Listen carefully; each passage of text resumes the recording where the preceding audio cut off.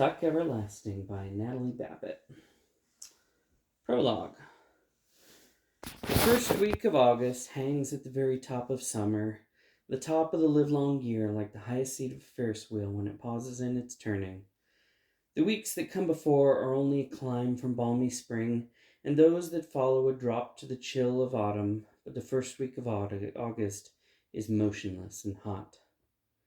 It is curiously silent, too, with blank white dawns and glaring noons, and sunsets smeared with too much color.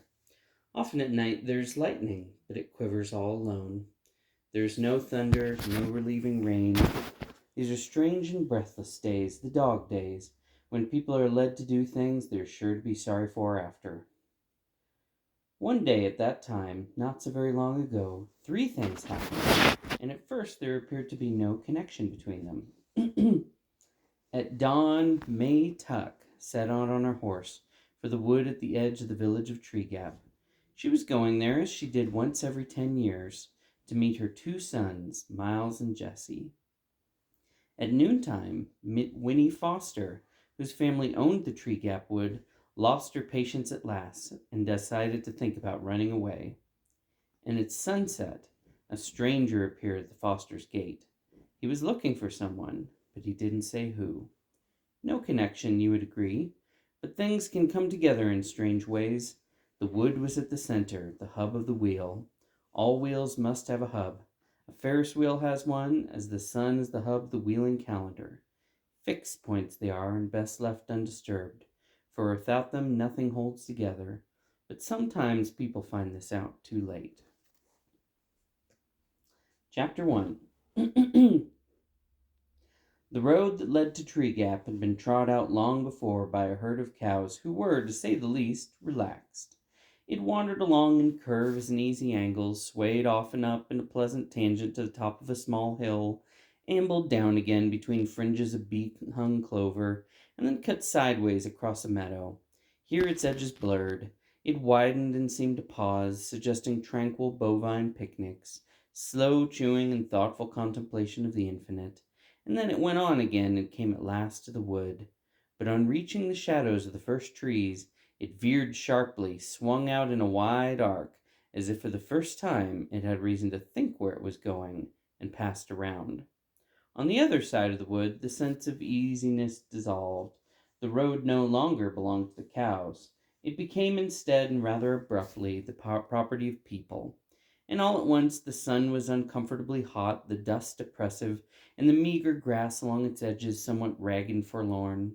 On the left stood the first house, a square and solid cottage with a touch-me-not appearance, surrounded by grass cut painfully to the quick and enclosed by a capable iron fence some 4 feet high, which clearly said, "Move on, we don't want you here."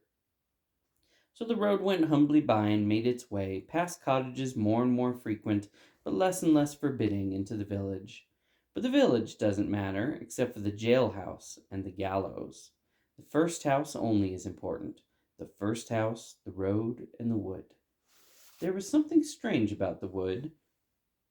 If the look of the first house suggested that you'd better pass it by, so did the look of the wood, but for quite a different reason. The house was so proud of itself that you wanted to make a lot of noise as you passed, and maybe even throw a rock or two, but the wood had a sleeping, otherworld appearance that made you want to speak in whispers. This, at least, is what the cows must have thought. Let it keep its peace. We won't disturb it. Whether the people felt that way about the wood or not is difficult to say. There were some, perhaps, who did, but for the most part the people followed the road around the wood because that was the way it led. There was no road through the wood. And anyway, for the people there was another reason to leave the wood to itself. It belonged to the Fosters, the owners of the Touch-Me-Not cottage, and was therefore private property, in spite of the fact that it lay outside the fence and was perfectly accessible. The ownership of land is an odd thing when you come to think of it. How deep, after all, can it go? If a person owns a piece of land, does he own it all the way down, in ever-narrowing dimensions, till it meets all other pieces at the center of the earth? Or does ownership consist only in a thin crust, under which the friendly worms have never heard of trespassing? In any case, the wood being on top, except of course for its roots, was owned bud and bough by the Fosters and the Touch-Me-Not cottage, And if they never went there, if they never wandered in among the trees, well, that was their affair. Winnie, the only child of the house, never went there, though she sometimes stood inside the fence, carelessly banging a stick against the iron bars, and looked at it. But she'd never been curious about it. Nothing ever seems interesting when it belongs to you, only when it doesn't. What is interesting, anyway, about a few slim acres of trees? There will be dimness shot through with bars of sunlight, a great many squirrels and birds, a deep, damp mattress of leaves on the ground, and all the other things just as familiar, if not so pleasant. Things like spiders, thorns, and grubs. In the end, however, it was the cows who were responsible for the wood's isolation, and the cows, through some wisdom they were not wise enough to know they possessed, were very wise indeed. If they had made their road through the wood instead of around it, then the people might have followed the road would have followed the road. The people would have noticed the giant ash tree at the center of the wood, and then in time they'd have noticed the little spring bubbling up among its roots, in spite of the pebbles piled there to conceal it. And that would have been a disaster so immense that this weary old earth, owned or not to its fiery core, would have trembled on its axis like a beetle on a pin. Chapter 2. And so at dawn that day in the first week of August, May Tuck woke up and lay for a while beaming at the cobwebs on the ceiling. At last she said aloud, "The boys will be home tomorrow." May's husband, on his back beside her, did not stir. He was still asleep, and the melancholy creases that folded his daytime face were smoothed and slack. He snored gently, and for a moment the corners of his mouth turned upward in a smile. Tuck almost never smiled, except in his sleep. May sat up in bed and looked at him tolerantly. "The boys'll be home tomorrow," she said again, a little more loudly. Tuck twitched, and the smile vanished. He opened his eyes. "Why'd you have to make me wake up?" he sighed. "I was having that dream again. The good one when we're all in heaven, and never heard a tree gap." May sat there frowning, a great potato of a woman with a round, sensible face and calm brown eyes. "It's no use having that dream," she said. "Nothing's going to change." "You tell me that every day," said Tuck, turning away from her onto his side. "Anyway, I can't help what I dream." "Maybe not," said May, "but all the same, you should have got used to things by now." Tuck groaned. "I'm going back to sleep," he said. "Not me," said May. "I'm going to take the horse and go down to the wood to meet them." "Meet who?" "The boys, Tuck, our sons. I'm going to ride down to meet them." "Better not do that," said Tuck. "I know," said May, "but I just can't wait to see them. Anyway, it's 10 years since I went to Tree Gap. No one will remember me. I'll ride in at sunset, just to the wood. I won't go into the village. But even if someone did see me, they won't remember. They never did before now, did they?" "Suit yourself then," said Tuck into his pillow. "I'm going back to sleep." May Tuck climbed out of the bed and began to dress. 3 petticoats, a rusty brown skirt with one enormous pocket, an old cotton jacket, and a knitted shawl which she pinned across her bosom with a tarnished metal brooch. The sounds of her dressing were so familiar to Tuck that he could say without opening his eyes, "You don't need that shawl in the middle of the summer." May ignored this observation. Instead, she said, "You be all right. We won't be back till tomorrow." Tuck rolled over and made a rueful face at her. "What in the world could possibly happen to me?" "That's so," said May. "I keep forgetting." "I don't," said Tuck. "Have a nice I time." think they live forever. And also possibly because everlasting. Also, it says, what if you could live forever? So, In a moment, he was asleep again. May sat on the edge of the bed and pulled on a pair of short leather boots, so thin and soft with age it was a wonder they held together. Then she stood and took from the washstand beside the bed a little square shaped object, a music box painted with roses and lilies of the valley. It was the one pretty thing she owned, and she never went anywhere without it. Her fingers strayed to the winding key at its bottom, but glancing at the sleeping Tuck, she shook her head, gave the little box a pat, and dropped it into her pocket. Then, last of all, she pulled down over her ears a blue straw hat with a drooping, exhausted brim. But before she put on the hat, she brushed her gray brown hair and wound it into a bun at the back of her neck. She did this quickly and skillfully without a single glance in the mirror. Maytuck didn't need a mirror, though she had one propped up on the washstand. She knew very well what she'd see in it. Her reflection had long since ceased to interest her. For May Tuck and her husband, and Miles and Jessie too, they had all looked exactly the same for 87 years. Oh my goodness. At noon of the same day, in the first week of August, Winnie Foster sat on the bristly grass just inside the fence and said to the large toad who was squatting a few yards away across the road, "I will, though, you'll see, maybe even first thing tomorrow while everyone's still asleep." It was hard to know whether the toad was listening or not. Certainly Winnie'd given it good reason to ignore her.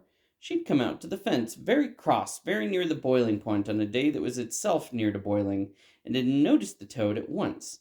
It was the only living thing in sight, except for a stationary cloud of hysterical gnats suspended in the heat above the road. Winnie'd found some pebbles at the base of the fence, and for lack of any other way to show how she felt, had flung one at the toad. It missed altogether, as she'd fully intended it should, but she made a game of it anyway, tossing pebbles at such an angle that they passed through the gnat cloud on their way to the toad.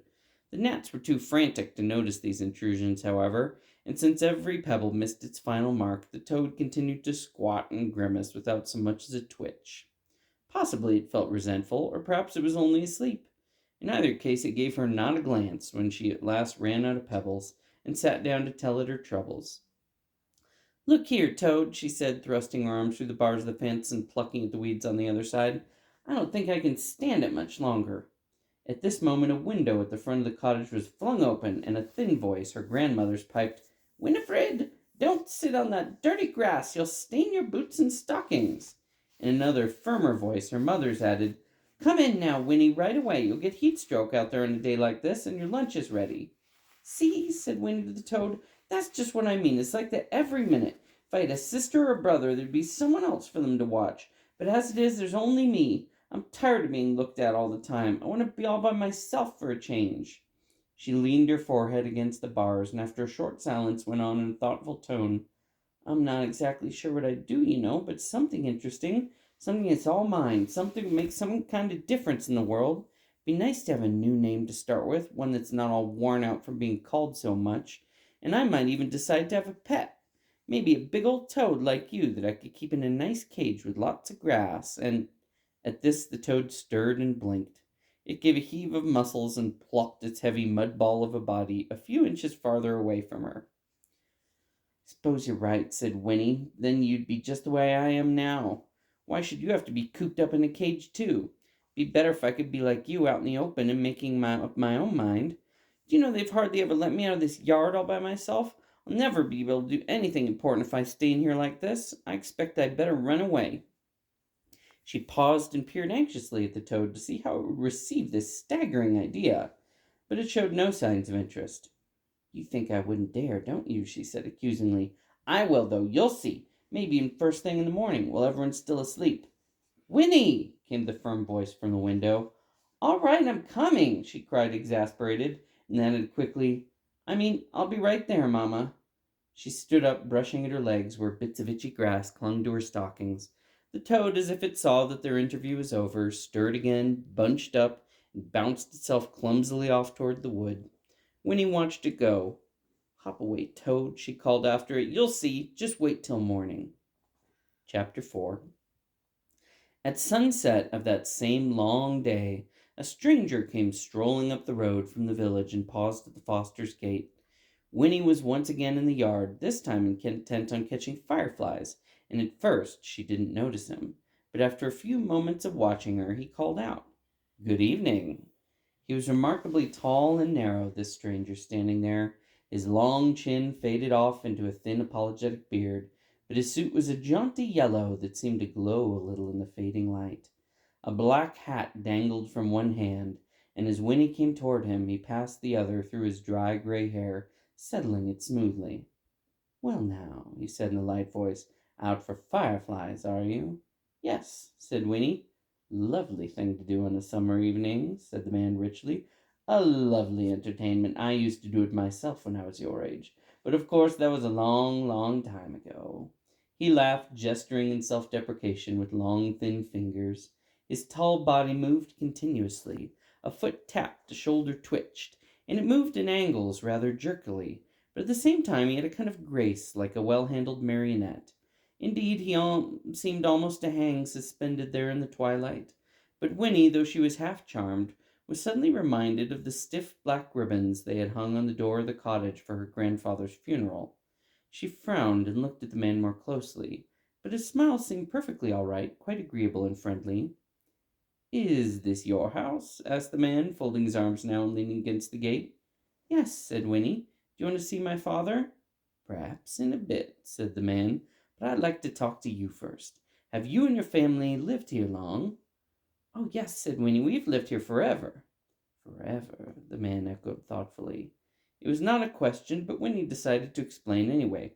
"Well, not forever, of course, but as long as there have been people here. My grandmother was born here. She said this was all trees once, just one big forest ever around, but it's mostly all cut down now, except for the wood." "I see," said the man, pulling at his beard. "So of course you know everyone and everything that goes on." "Well, not especially," said Winnie. "At least I don't. Why?" The man lifted his eyebrows.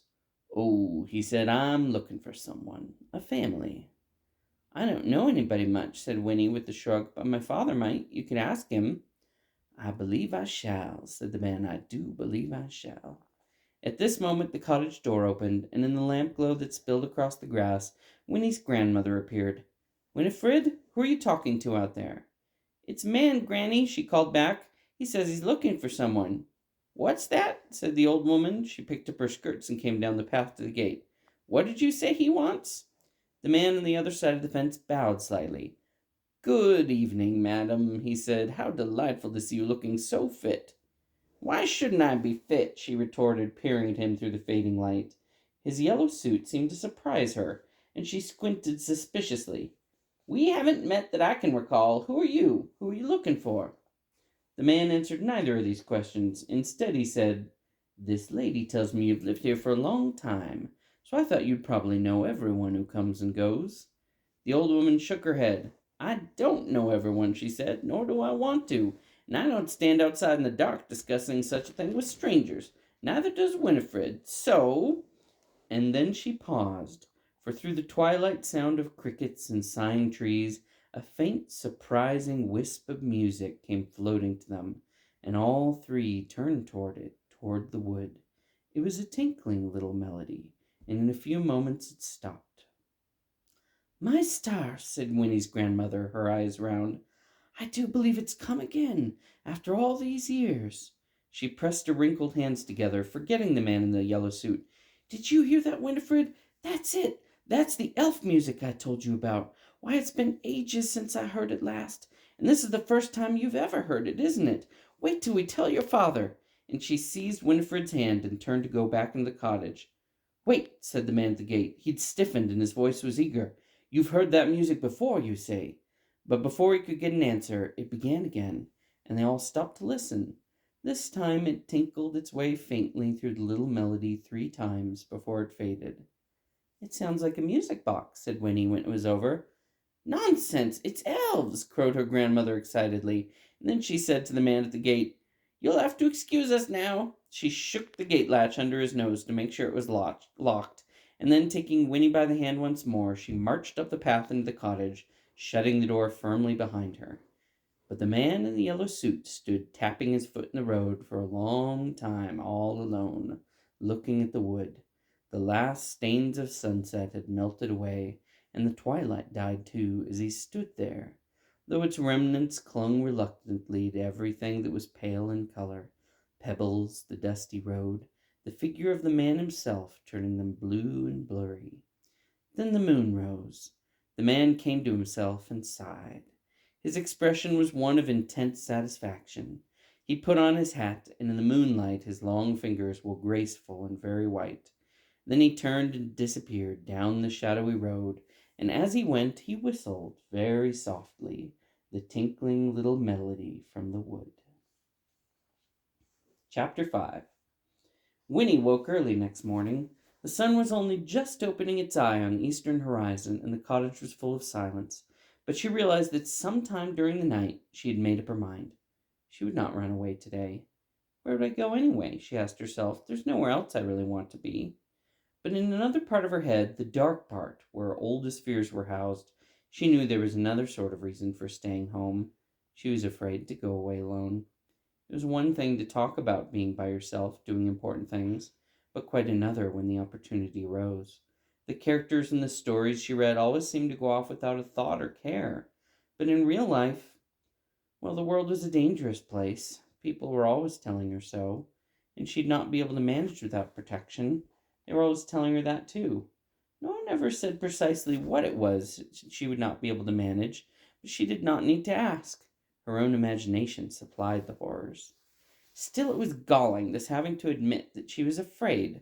And when she remembered the toad, she felt even more disheartened. What if the toad should be out by the fence again today? What if he should laugh at her secretly and think she was a coward? Well, anyway, she could at least slip out right now, she decided, and go into the wood to see if she could discover what had really made the music the night before. That would be something, anyway. She did not allow herself to consider the idea that making a difference in the world might require a bolder venture. She merely told herself consolingly, "Of course, while I'm in the wood, if I decide never to come back, well, then that'll be that." She was able to believe in this because she needed to, and believing was her own true, promising friend once more. It was another heavy morning, already hot and breathless, but in the wood the air was cooler and smelled agreeably damp. Winnie had been no more than 2 slow minutes walking timidly under the interlacing branches when she wondered why she'd never come here before. Why, it's nice, she thought with great surprise, for the wood was full of light, entirely different from the light she was used to. It was green and amber and alive, quivering in splotches on the padded ground, fanning into sturdy stripes between the tree trunks. There were little flowers she did not recognize, white and palest blue, and endless tangled vines, and here and there a fallen log, half rotted but soft with patches of sweet green velvet moss. And there were creatures everywhere. The air fairly hummed with their daybreak activity. Beetles and birds and squirrels and ants and countless other things unseen, all gentle and self absorbed and not in the least alarming. There was even, she saw with satisfaction, the toad. It was squatting on a low stump, and she might not have noticed it, for it looked more like a mushroom than a living creature sitting there. As she came abreast of it, however, it blinked, and the movement gave it away. "See," she exclaimed, "I told you I'd be here first thing in the morning." The toad blinked again and nodded, or perhaps it was only swallowing a fly, but then it nudged itself off the edge of the stump and vanished in the underbrush. "It must have been watching me," said Winnie to herself, and she was very glad she had come. She wandered for a long time, looking at everything, listening to everything, proud to forget the tight pruned world outside, humming a little now, trying to remember the pattern of the melody she'd heard the night before. And then, up ahead, in a place where the light seemed brighter and the ground somewhat more open, something moved. Winnie stopped abruptly and crouched down. If it's really elves, she thought, I can have a look at them. And though her instinct was to turn and run, she was pleased to discover that her curiosity was stronger. She began to creep forward. She would go just close enough, she told herself, just close enough to see, and then she would turn and run. But when she came near, up behind a sheltering tree trunk, and peered around it, her mouth dropped open, and all thought of running melted away. There was a clearing directly in front of her, at the center of which an enormous tree thrust up, its thick roots rumpling the ground 10 feet in every direction. Sitting relaxed with his back against the trunk was a boy, almost a man, and he seemed so glorious to Winnie that she lost her heart at once.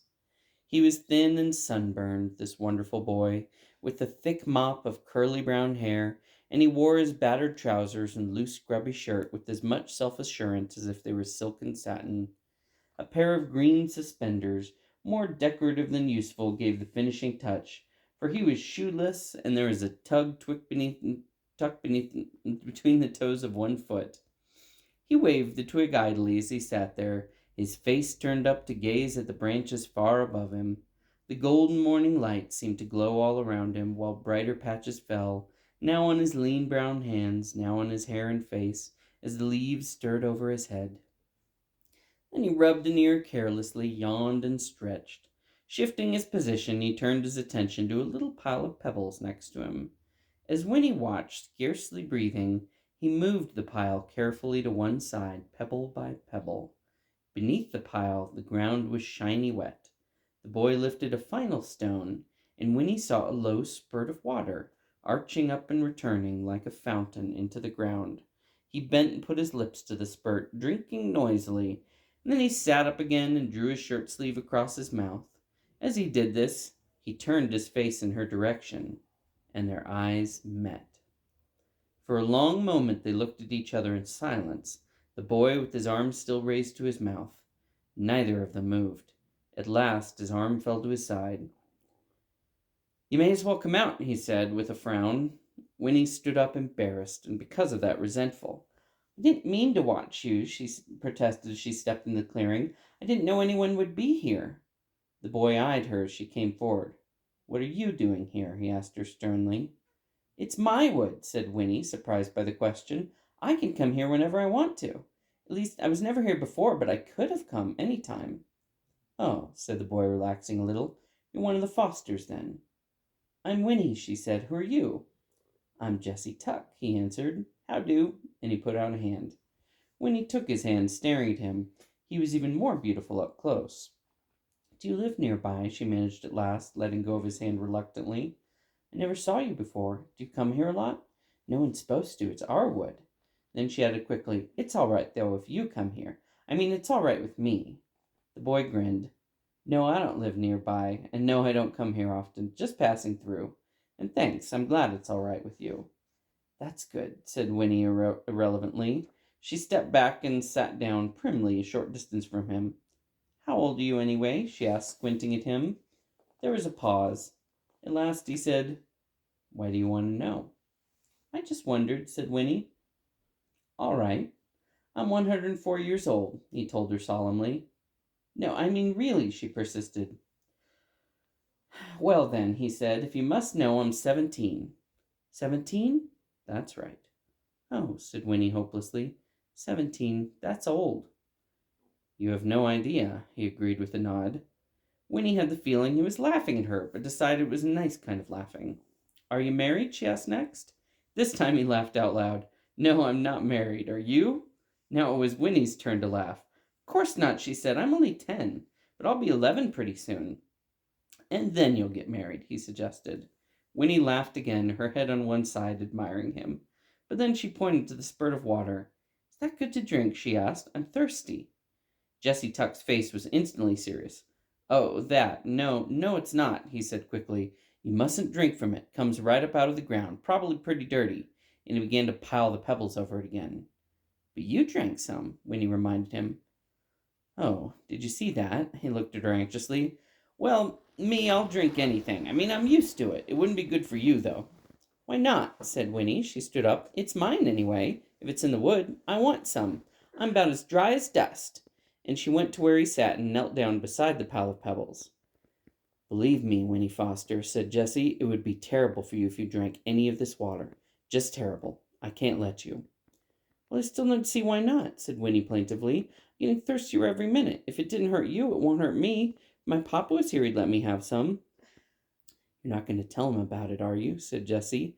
His face had gone very pale under its sunburn. He stood up and put a bare foot firmly on the pile of pebbles. "I knew this would happen sooner or later. Now what am I going to do?"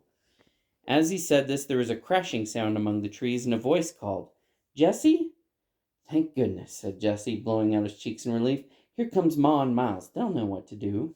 And sure enough, a big, comfortable-looking woman appeared, leading a fat old horse, and at her side was a young man, almost as beautiful as Jessie.